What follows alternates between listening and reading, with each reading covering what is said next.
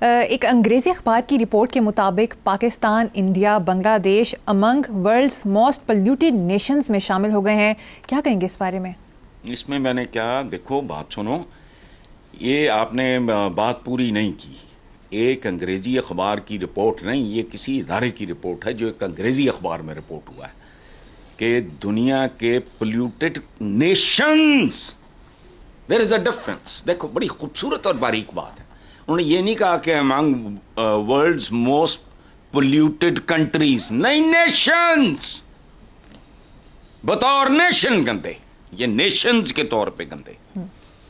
جاؤ پڑھو جین جو ترجمہ ہے باہر کا چھپا ہوا ظہیر الدین بابر کی وقائع بابر، آنا میں تمہیں پڑھاؤں گا. وہ کہتا ہے جتنی گندگی اور غلاظت ہے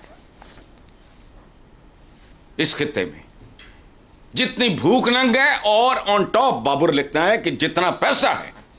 اس نے کہا ہمارا تو یہاں پتہ نہیں لاکھ پہ جا کے ختم ہو جاتا ہے، یہاں تو پدم شدم پتہ نہیں وہ اس طرح کے ان کے لفظ لکھتا ہے انڈینز کے. اس نے کہا غلیظ میلے، غربت میں ڈوبے ہوئے، پیسہ بہت ہے، عورتیں نیم برہنہ ہوتی ہیں، بدن نہیں ڈھانک سکتی پورا. مردوں کا بھی یہی حال ہے. وہ دھوتیوں شوتیوں کے بارے میں لکھتا ہے اور اس طرح کی چیزوں کے بارے میں لکھتا ہے. تو دی انٹائر کمال دیکھو، یہ کل تک تینوں ملک ہی ایک تھے. یہ جو بر صغیر تھا، جب تو بر صغیر کیوں تھا؟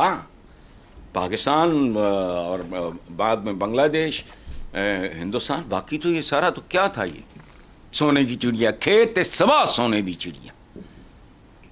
یہ چند مخصوص کے پاس سب کچھ ہوتا تھا، عام آدمی نہیں. یا تو اس کے بابری کو آگ لگاؤ. پرانے محاورے تمہیں سناؤں، تمہارے رونگٹے کھڑے ہو جائیں، ہندی کے بھی 300 سال پرانے. پیٹ میں گیا چارہ، کودنے لگا بیچارہ.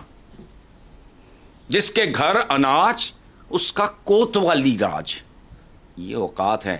اچھا، یہ گندگی، آلودگی، یہ نیشن کے طور پہ دیکھو. بات سنو، انہوں نے نیشنز کہا، کنٹریز نہیں، چونکہ کنٹریز گندے ہوتے نہیں، وہ اللہ پاک کے شاہکار ہوتے ہیں. یہ ہم جو بھی کر لیں، کرۂ ارض کی بانٹ، یہ کوئی ملک تو اللہ نے تو نہیں بنائے. اللہ نے تو ایک پلانٹ بنایا، پلانٹ کالڈ ارتھ.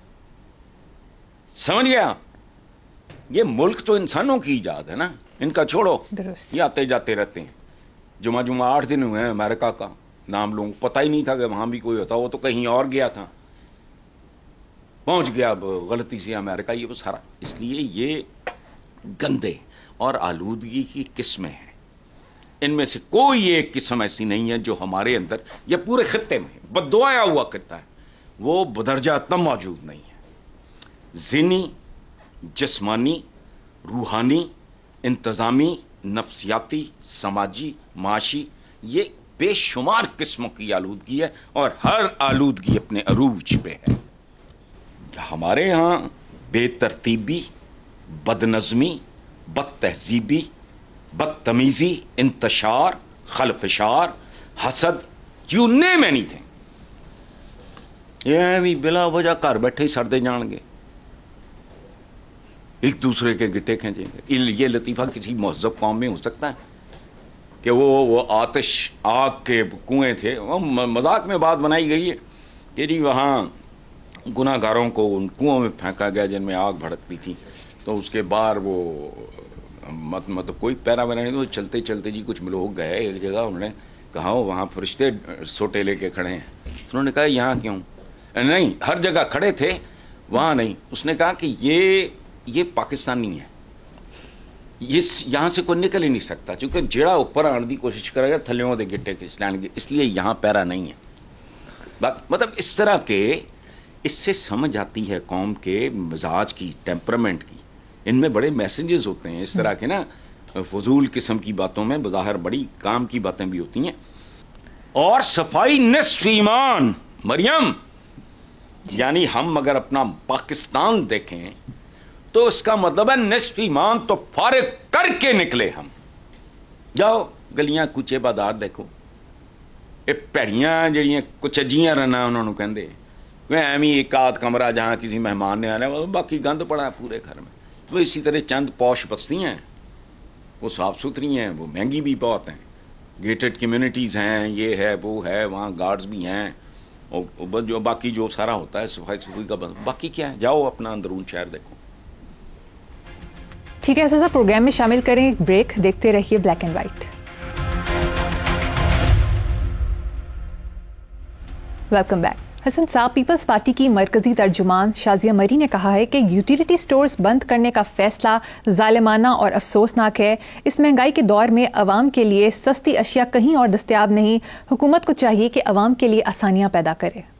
شازیہ نے بات تو بڑی کامن سینس کی بنیادی سی بات ہے، لیکن اب پرابلم ہے جو شازیہ کو مجھ سے زیادہ سمجھ ہونی چاہیے، وہ پولیٹیشین ہے، کہ بھئی پاکستان میں اب کوئی مسئلہ سادہ رہا نہیں، قطعاً نہیں. پیاز، ہر مسئلہ ایک چھلے ہوئے پیاز کی طرح پرتیں اتارتے جاؤ، پھر پیاز، پھر پیاز، پھر پیاز، پھر اینڈ نتھنگ، زیرو.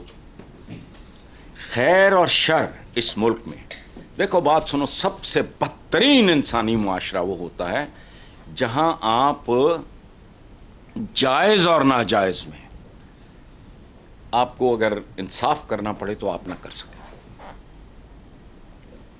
یہ پولیس والوں کو گالیاں تو بہت پڑتی ہیں، کبھی ان کے حالات تو دیکھو. اب کو تھانے تھونے حالیہ آئی جی نے کوئی بہتر کیے ہیں، اس میں کوئی شک نہیں، لیکن ٹیک ہوم کیا ہے؟ مطلب پاگلوں کا کو مجمع ہے، کیا ہو گیا؟ 17ویں 18ویں 19ویں 20ویں گریڈ کا بھی مجھے ٹیک ہوم بتاؤ. اس کا اگر اپنا گھر نہیں ہے اور وہ اس نے کرائے کے گھر میں رہنا ہے، سب کو تو نہیں ملتے سرکاری، چلو وہ بھی مل گیا. 18ویں 19ویں گریڈ کا ایک آفیسر ہے، اس نے بچے پڑھانے ہیں ڈیسنٹ اسکول میں، ٹاپ آف دا لائن کی بات نہیں کر رہا، پڑھانے ہیں، کوئی ماں باپ میں سے بھی ایک زندہ ہے، وہ بیمار بھی ہے، اور یہ مجھے بتا دو وہ کیسا پورا کرتا ہوگا، مجھے سمجھا دو آرام کے بغیر. زندہ ہیں، یہی بات بڑی بات ہے پیارے. یہ خیر اور شر دیکھو، اس کے مختلف پہلو ہیں.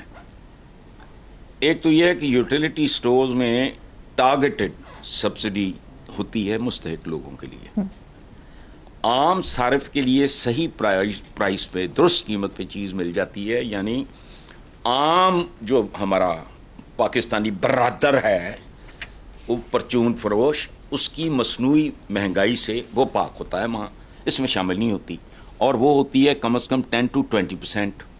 اچھا، تیسرا جو ہے پہلو وہ یہ ہے کہ ملازمین کی ملی بھگت سے ماشاءاللہ ہم زندہ قوم ہے نا، سبسڈائز چیزیں عام مارکیٹ میں بیچ دی جاتی. پچھلے رمضان المبارک میں ایک داڑھی والے کی تصویر چھپی تھی، مولوی صاحب تھے لنک روڈ پہ، وہ یوٹیلیٹی سٹور سے چروائی ہوئی چینی بیچ رہا تھا،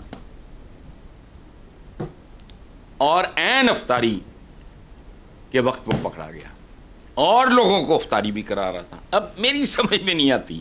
اچھا، چوتھا پہلو ہے، اتنے بڑے پیمانے پہ بے شمار لوگ بے روزگار ہو جائیں گے، اور وہ انڈیویجولز نہیں ہوں گے، وہ خاندان بے روزگار ہوتا ہے. نارملی ہمارے ہاں اگر کوئی بندہ بے روزگار ہوتا ہے تو دی انٹائر فیملی سفرز، وہ ساتھ ہوتی ہے، ایک باقی بچے کو پڑھ رہے ہیں ابھی کوئی یہ وہ، اچھا ان کا معاشی قتل عام ہوگا. پانچواں اس کا پہلو بڑا زبردست ہے کہ یوٹیلیٹی سٹورز ملازمین کا کہنا ہے، دیکھو یہ بڑی امپورٹنٹ بات ہے کہ جی ہمارے حوالے کر دو، ہم ٹیکس اور تنخواہیں دیں گے، یہ کریں گے وہ کریں گے. اب رانا ثناء اللہ کی کوئی یہ ذمہ داری دی گئی ان سے مذاکرات کرے، تو میرا خیال ہے رانا ثناء اللہ درد دل رکھنے والا ایک شارپ ذہین آدمی ہے، تو اللہ کرے کچھ نکل آئے، ورنہ جتھے گئی ہیں بیڑیاں اتھے گئے ملاب. صاحب، دوسری طرف وزیر مملکت برائے پیٹرولیم مصدق ملک نے کہا کہ اشرافیہ کو کیپیسٹی چارجز کا کچھ بوجھ اٹھانا پڑے گا. اشرافیہ ہوتی تو مصدق ملک کو یہ کہنا نہ پڑتا، وہ ایم ای این اشرافی کہیں جا رہے ہیں. ہم نے تو سالوں پہلے لکھنا شروع کیا تھا بدماشیاں، اس پہ مجھے کہا گیا بڑا سخت لفظ ہے، میں نے کہا بالکل سخت نہیں ہے، بد معاش. آپ اس کا مطلب غلط لکھتے ہیں، جس کا معاش بد ہے، ختم. میں ریڑھی والا ہوں، کم تولتا ہوں، میں بھی بدماش ہوں. میں اگر کسی ادارے میں کام کرتا ہوں وقت پہ نہیں پہنچتا، میں اپنا کام دیانتداری سے نہیں کرتا، بدماش ہوں. میرے آلودگی میرے معاش میں چلی گئی, گند چا گیا, معاش بد ہو گیا, ختم ہو گئی بات. اچھا تو یہ, اور سچی بات ہے, اب میں اس کو ری وزٹ کیا ہے میں نے اس لفظ کو, یہ بدماشیہ بھی نہیں ہے, چونکہ بدماشیہ کے بھی اصول ہوتے ہیں, جو میفیاز ہوتے ہیں اور جو ڈانز ہوتے ہیں